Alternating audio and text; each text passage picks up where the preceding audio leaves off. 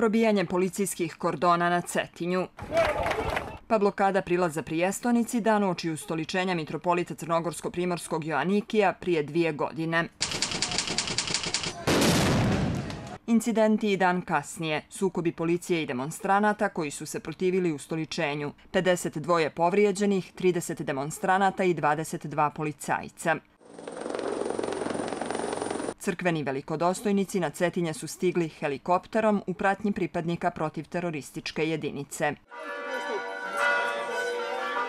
2 godine kasnije, aktuelni premijer, tadašnji potpredsjednik vlade i koordinator službi bezbjednosti, kao najvažniju stvar nakon ovih, kako kaže, rizičnih događaja, vidi smirivanje vjerskih i nacionalnih tenzija. Da je on uz ogroman bezbjednosni rizik koji je nosio, prošao na način da mi nismo imali žrtve i da smo nakon toga svjedočili samo umanjenju tenzija koje sad neko opet želi da uruši zbog toga što kraci organizovano kriminalno pokušavaju da se vrate na vlast. I u građanskoj alijansi primjećuju da vjerske teme više nijesu dominantne, ali i da neke istine nijesu otkrivene. Nismo imali više onakvih ni sličnih događaja, srećom, ali ono što je izostalo jeste adekvatna reakcija institucija u konkretnom slučaju, jer svjedoci smo svih dešavanja na Cetinju tih dana i nemoguće da ne postoji bilo kakvo kršenje zakona sa bilo koje strane, ali ove institucije danas nisu utvrdile bilo čiju odgovornost.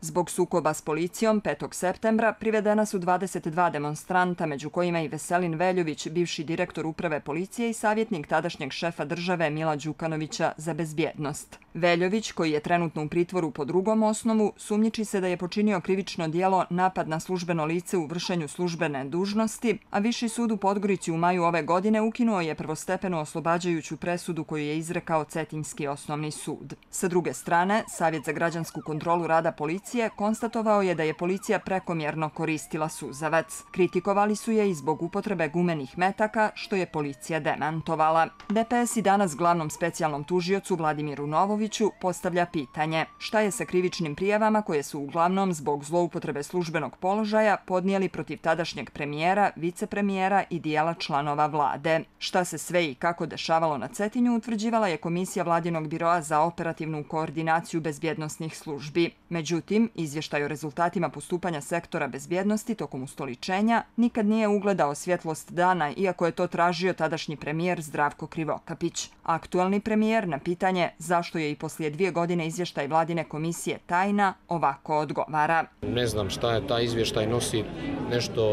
neko veliko otkriće ili nešto. A zašto nije samo Dakle, ja sam upoznat sa sadržajem tog izvještaja.